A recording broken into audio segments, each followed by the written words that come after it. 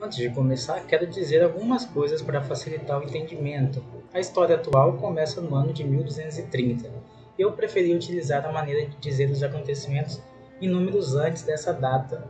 Por exemplo, se eu falar que alguma coisa aconteceu 500 anos atrás, significa que ela aconteceu 500 anos antes de 1230, que é onde começa toda a história dos livros.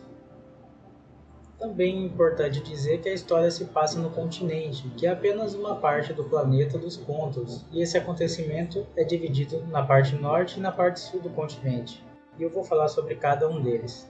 Não há tanta informação sobre coisas que aconteceram antes, mas eu tentei colocar o máximo de informação que eu julguei relevante, então vamos lá.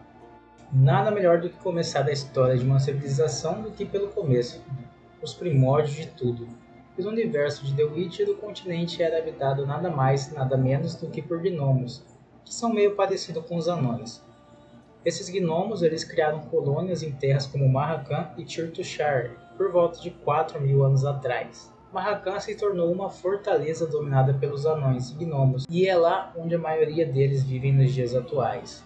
Além dos gnomos, sabe-se que esse mundo era habitado por outras duas criaturas, os Bobolacos e os Vrans. Algum tempo depois, os anões apareceram de forma desconhecida nas localidades dos gnomos, e como seus hábitos e preferências eram semelhantes, eles se juntaram e viveram pacificamente, sem nenhum problema. Isso dura até os dias atuais.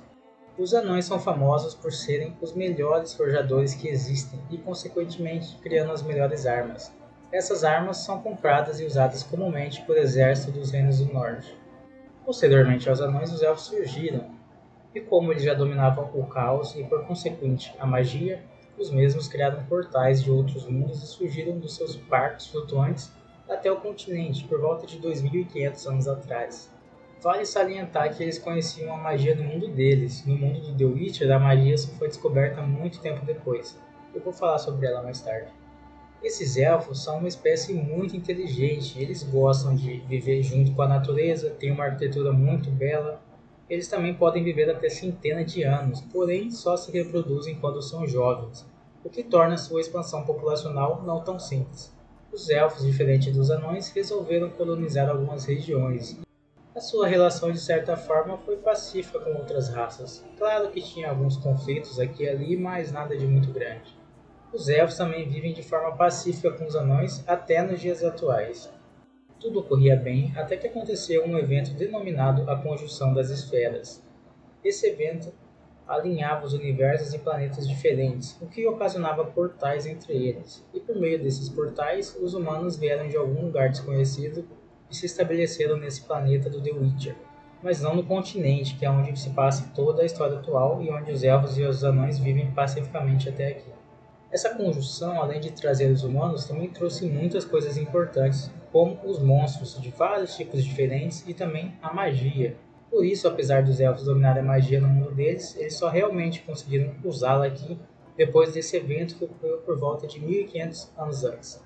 Os humanos chegaram nessa mesma época, mas a parte norte do continente só foi conhecer deles por volta de 500 anos atrás, porque eles chegaram em seus barcos de algum lugar desconhecido, provavelmente exilados do lugar onde viviam e ninguém sabe o porquê. Talvez porque fizeram alguma burrada, ou talvez porque perderam alguma guerra e foram culpados caso não aceitassem ir embora. O que importa mesmo é que a vida dos elfos e anões nunca mais seria a mesma. Esses exilados chegaram pelo mar até na borda do Yaruga, que é um rio ali da região, onde a cada porção de navios que desembarcava se formava uma aliança e alguém se declarava rei dessa aliança. E visto que centenas de navios desembarcaram na região, muitos reinos foram formados.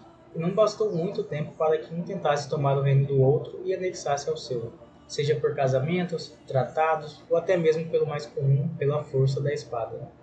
Sendo assim, certos reinos foram se sobressaindo sobre os outros, e além de expandir e tomar as terras de outros humanos, eles também expandiram para dentro do continente, aniquilando elfos e anões que viviam por lá. Muito mais os elfos do que os anões, visto que a maioria dos anões viviam na montanha de Marracan. E os anões se deram muito melhor vivendo entre os humanos do que os elfos. As divisões do Reino do Norte, como conhecemos hoje, se deu por volta de 400 anos atrás. Nesse momento, a expansão meio que se acabou e os humanos se aquietaram um pouco. A luta dos humanos contra os elfos é bem interessante, pois como os elfos viviam num continente no momento da chegada dos humanos, eles tiveram a oportunidade de aniquilar eles no momento da chegada, quando estavam fracos em território desconhecido. Mas os elfos, na sua bondade, resolveram poupar o derramamento de sangue, acreditando que os humanos seriam tão pacíficos como as outras raças existentes, o que não aconteceu. Os elfos, depois de alguns anos, ainda tentaram algumas investidas contra os humanos, mas os mesmos já estavam muito mais fortes e organizados. E essa investida acabou sendo um massacre contra os elfos, matando muitos jovens deles, dificultando ainda mais a sua reprodução, já que a taxa de nascimento dos elfos é muito inferior do que os humanos. Os elfos que não morreram na batalha fugiram para lugares distantes. Poucos vivem entre os humanos, já que são constantemente ridicularizados e sofrem preconceito. É interessante também comentar sobre o lado sul do continente, mesmo que as informações sejam escassas. Estamos falando do reino de Nilfgaard. A parte sul do continente também contava com alguns reinos no começo de tudo, até que o reino de Nilfgaard foi se sobressaindo sobre os demais e expandindo seu território por meio de conquistas. Até que nos dias atuais, eles chegaram na fronteira com os reinos do norte, ou seja, para expandir mais, eles precisavam invadir os reinos do norte. Os Nilfgaardianos usam uma língua parecida com a dos Elfos, que faz muita gente acreditar que eles possam ter tido algum encontro em alguma parte do passado. Como eles são mais antigos no continente, são mais evoluídos na questão de cultura, de organização, de arquitetura e até de armamento do que os reinos do norte. Bom, basicamente a história de reinos e chegadas é isso, mas tem mais algumas coisas que dá para dizer que também são muito importantes para a história, então vamos falar um pouquinho sobre elas. Primeiro, não existiria bruxos sem monstros, não é mesmo? E como eu disse anteriormente, eles surgiram por meio da conjunção das esferas. Essa conjunção trouxe muitos tipos de monstros, alguns ligados à magia, outros não.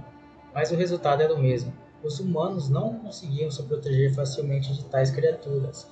Por isso foi criada uma, digamos, nova raça de humanos, que seria feita especialmente para matar esses monstros em troca de dinheiro. Assim surgiu as escolas de bruxos. Esses bruxos foram criados por um grupo de magos cerca de 270 anos atrás. Eles recrutavam crianças, algumas doadas, outras foram salvas e outras resgatadas pela lei da surpresa, que acontecia geralmente quando algum bruxo salvava uma pessoa e pediu que essa pessoa não esperava em casa. E quando a pessoa retornava, tinha uma criança que ele não tinha conhecimento e agora, pela lei da surpresa, essa criança era do bruxo que a salvou. Esse método da lei da surpresa foi o que levou o nosso Geralt até as distantes fortalezas de Kaer Morhen, que é a sede dos bruxos da Escola do Lobo, para passar por um processo de mutação e aumentar a sua força e rapidez, além de dar algumas habilidades mágicas, conhecidas como sinais de bruxo. Esse teste ele é muito perigoso, e acaba que a maioria das crianças que participam acabam morrendo. Por sorte, o nosso bruxo conseguiu sobreviver. Cerca de 400 anos atrás, a magia foi domesticada pelos humanos e a escola de magia de Aretusa foi criada, surgindo regras e métodos para se utilizar da magia de maneira mais eficaz. O que muitos não sabem é que os elfos que ensinaram os humanos a arte da magia, então os humanos se apropriaram dessa arte. Para os humanos usarem magia, eles têm que ter o dom da magia, e por isso essa escola é criada para meio que ensinar as feiticeiras a domarem essa arte. Bom, então é isso. Eu disse que não era muita coisa, mas teve bastante coisa interessante aqui para facilitar o entendimento da série, do jogo, dos livros. E tem muito mais coisa de conteúdo de The Witcher que eu acho interessante que eu posso fazer vídeos caso você se interesse. Mas é isso. Obrigado e até mais.